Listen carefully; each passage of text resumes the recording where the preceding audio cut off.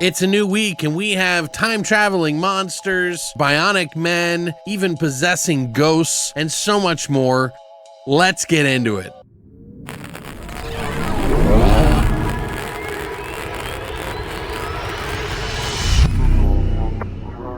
What's up, guys, and welcome back to Beyond the Void. My name is Alex, and today we're going to be doing my weekly watch list. Everything I watched this week over the holiday. By the way, I hope you had a wonderful holiday and are prepping for a brand new year. We'll have a top 20 of all the favorite films this year. That is my list that will be coming up within the next couple of weeks, so keep an eye out for that. But for now, let's get in my weekly watch list and see if there's some new stuff that you might want to check out. You might want to grab a pen, but I'll put all the links to everything down below that I'm going to talk about today. So if you want to wish list or purchase the movies for yourself, you can, and I'll let you know where you can find them online to watch as well. So let's get into it. First up, we have The Time Guardian. Now, this is an Australian film that I had never seen before, and I thought it was like a sort of futuristic sword and sandal kind of film, or one of those post-apocalyptic films that the Italians always do. But no, this is actually Australian, and it's sort of like a sci-fi fantasy film about a city that travels in time to escape the apocalypse. In the future, there is really not anybody left, and only a couple of cities have the ability to be able to time travel to different times in history on the planet Earth to be able to survive. And one of those cities is under attack by a bunch of mutant monster cyborgs who are also traveling through time and may just be us in the future. It's pretty twisty, but basically they have to travel back all the way to 1988 and try to save their city. But they send two troopers ahead of time, Petra and Ballard, one of them played by Carrie Fisher from Star Wars, to get everything in order before the city appears in 1988 in the middle of the desert or the outback. Well, I actually really liked this. I thought it was kind of a fun little time travel, sci-fi, post-apocalyptic, genre-bending sci-fi film that was like fantasy and all this other stuff. It kind of wants to be something like Terminator, where the future is like, you know, torn apart by robots and everything like that, but they do it in a cyborg way, and it's like 4039 into the future, and it's just interesting that an entire city can travel back in time and they can shoot people ahead of themselves. They are fighting all these things. It's not exactly a bloody, gory film or anything like that, but I was actually pretty interested in this film from start to finish. If you like those weird sci-fi films that were back in the 80s that had a lot of heart and a lot of weird stuff going on, get-ups that you could wear, like something that you would see in like a crazy futuristic sci-fi movie like this. And you know what's funny? The director of this movie is actually the writer of Mad Max 2, The Road Warrior. He actually made this, and it's kind of like a big deal in Australia. They're kind of dealing with the law in the past and like having to deal with like regular culture, while this like hard as nails Ballard guy, who seems like he doesn't have a personality at all, is teamed up with Carrie Fisher, Petra, to like basically get everything in order. And then he falls in love. You know, it's got everything in this story. I thought it had some pretty cool sci-fi sets that made my mind kind of go off into like, you know, just the world that they had built for it. And I think that's kind of cool. You know, I see a lot of scores online that are very low about this film, but I think if you lower your expectations on this and just understand that this is a cheesy sci-fi post-apocalyptic fantasy with cyborgs and like crazy sci-fi stuff, it's actually pretty cool. And I would honestly give this a 6.5 out of 10 on a sort of a sliding scale of like the so bad it's good, but also just kind of entertaining and just kind of good. There is a YouTube video up somewhere, just do a search for the name, but otherwise there's links to the physical media down below.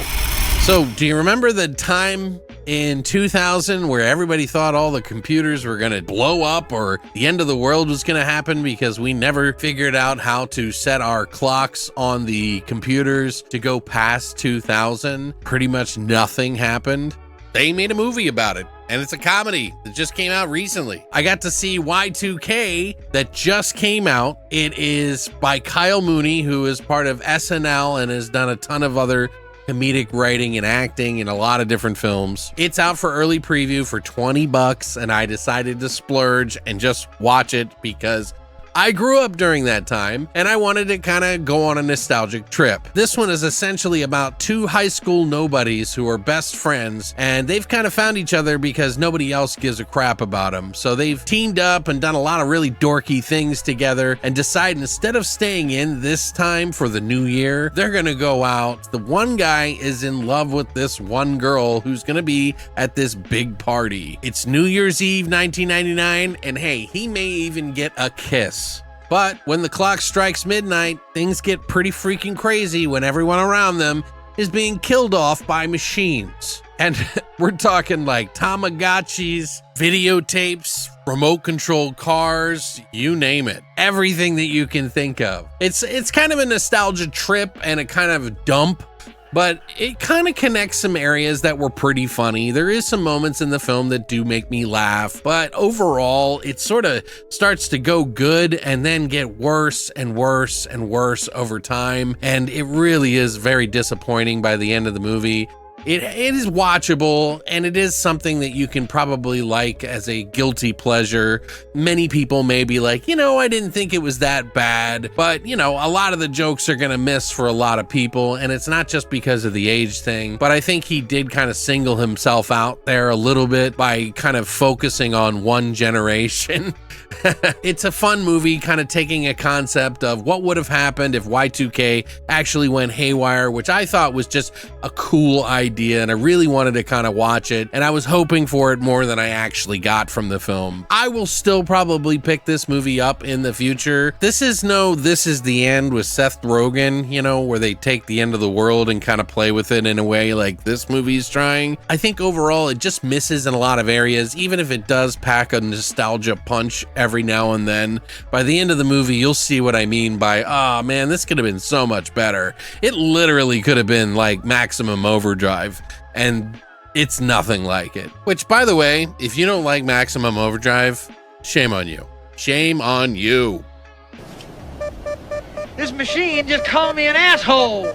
If you want to pick it up, you can get it for 20 bucks early. I'd wait till it goes on sale for cheaper on rent. I will eventually pick up a cheaper copy on 4K or something in the future just to have this in my collection, just because it's one of those weird movies that I'll probably want to watch just out of nostalgia. Up next, we have Visible Secret. Now, this is one of the new Radiance films that came out some time ago recently, and I never got to check it out, and I heard some rumblings of some people talking about this film. It's from 2001, and it's a movie that was done in a way that was a different style than sort of the 80s and 90s Hong Kong films. This one feels a lot more modern, and not just because it's 2001, but they did it differently than I was expecting. It's essentially a ghost story, like drama, ghost story, comedy, combination of different genres here. It does have some gore in the movie, but nothing too crazy, and it does have some heavy themes of like ghost stuff, which is entertaining. So it gets a little wacky, wild, and schlocky, but also kind of deep, dark, and serious at times too. It's essentially about this guy who develops a relationship with this mysterious woman at a club one night when he's like going out raving in 2001, which is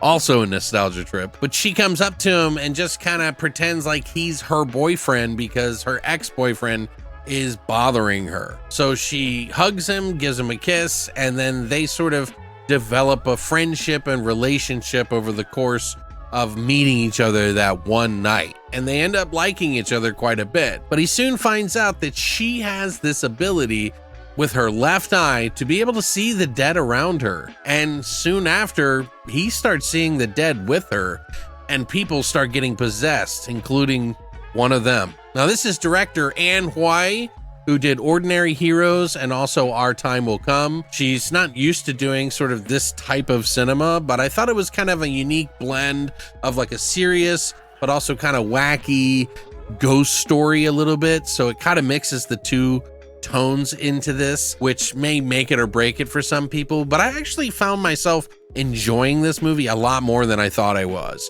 It does take a little while to get where it's going, and you may not be surprised by the very end, but there's some fun things that happen with like possessions and some of the stories of the ghosts that you meet in this movie that I think are pretty interesting. And the two characters between each other, you kind of want to see them together. So it's a really interesting kind of story that I didn't think I was going to like as much, but I'll say it's about a 6.5 out of 10. Also, I want to mention Sam Lee from Biozombie is in here with the crazy wacky hair, which I love. Biozombie, which is just a silly wacky zombie film, and he's really fun in it. And there's also Anthony Wong, who is like Hong Kong legend as far as like one of the bad guy villain actors, but he was in The Untold Story, and he's been in multiple other films like Black Mask with Jet Li and everybody. They even made a sequel to this. It was popular in Hong Kong that I haven't seen and I really want to get a copy of, but I think they only have it on DVD, so I'll eventually get it to check it out. I'm sure the first one's probably the best, but we'll see. I like my Hong Kong films, so you can check this one out on Midnight Pulp, which is a subscription service, or you can actually rent it for $1.99. I'll put a link down below for you to pick up a copy on Blu-ray. And Radiance does a fantastic job if you're a fan of this movie, so I'd pick it up because they only made 1,000 copies, and that's why I rushed to get this one. Up next, we have Hardcore Henry, and this one came out in 2015, and I've been wanting to get a copy of this forever. I finally got a copy, and I finally sat down and watched this bananas film that stars Charlito Copley in it, the guy from District 9. Yeah, he plays like 20 different roles in this movie, and they're all fucking batshit crazy.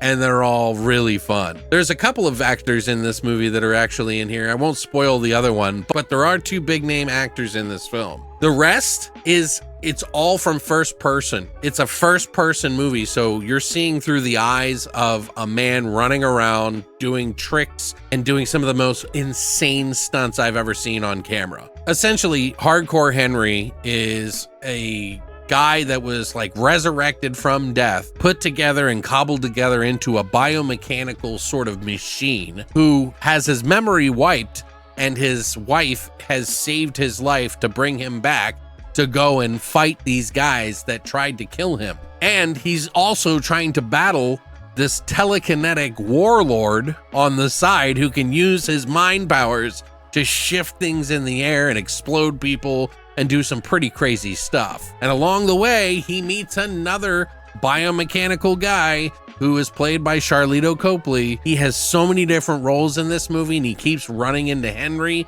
and he's almost like Kenny from South Park. He like gets killed every 5 seconds and a new one pops up, and you're just like, what is going on? But this movie is fantastic. I really like this movie. It's an 8 out of 10 for me, and I think it's just a lot of fun. Seeing somebody act through their eyes and run around and do all these crazy parkour tricks while jumping from vehicle to vehicle, getting exploded and thrown back in some sort of way that they're not gonna die is really interesting. If you blinked, you'll miss it. And the funny thing is that the director, Ilya Nashuler, who did this movie, actually did the movie Nobody, which, if you remember, was the movie that Bob Odenkirk did where he was a regular guy and gets activated and then gets into a fight and it starts this war with this entire gang. It's a lot of fun. It's kind of like John Wick, and it was actually produced by some of the people in John Wick, but Ilya Nashuler did this movie and that. And I think if you like Nobody, you'll definitely like this. Some people don't like the first person aspect, but I think it's really unique and fun. Bonus movies that you might want to check out is Hotel Inferno 1 through 3 that are horror-based first person gory mess fest, and I will talk about them in the future. I'm probably going to try to pick them up, but you have to order them directly from the company called Necropolis or something like that, and it takes a while to get to you, but something you might want to keep an eye out for in the future. But yeah, let me know what you think of Hardcore Henry. Have you seen it? Do you know anything about it? Do you own it yourself? If you like to pick up a copy, you can get the link down below, or you can watch it on Paramount Plus or Prime for free.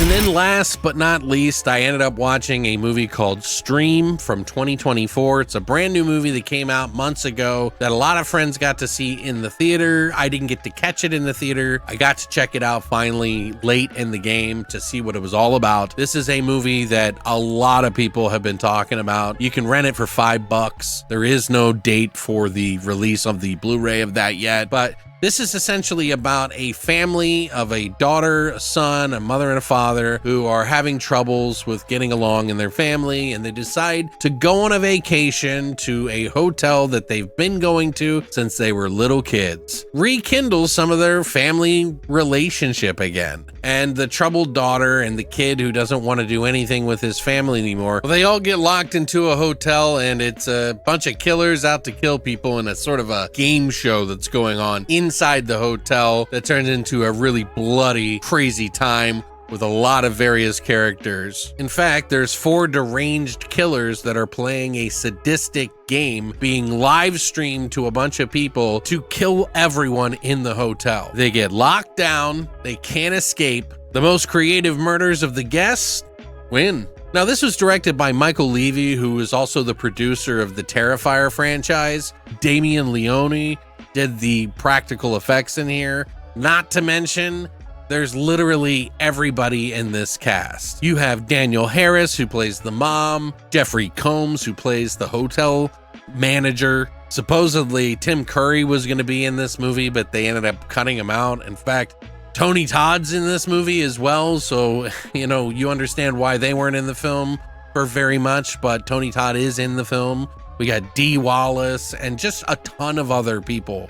Daniel Roebuck, David Howard Thornton, who plays the Terrifier, is in the movie as one of the killers. Honestly, when I see all of these all-star alums in a movie, I sometimes turn away because oftentimes it's too big of a sell and it seems like they're trying to cover some of the mistakes. But this one wasn't that bad. In fact, a lot of people had this one on their top list of the year. I wouldn't go that far. I really liked the gore in it. The gore is 9 out of 10, 8, 9 out of 10, somewhere in there. And I thought that was fantastic. There's some pretty brutal stuff that happens in this movie, which really kind of pushed the movie along. Ultimately, the story and the acting is pretty rough a little bit, around the edges. Everybody's performing at different levels. Obviously, many of these people have done amazing performances. It's not exactly all congruent into one film, but it is nice to see all of these faces, all of these people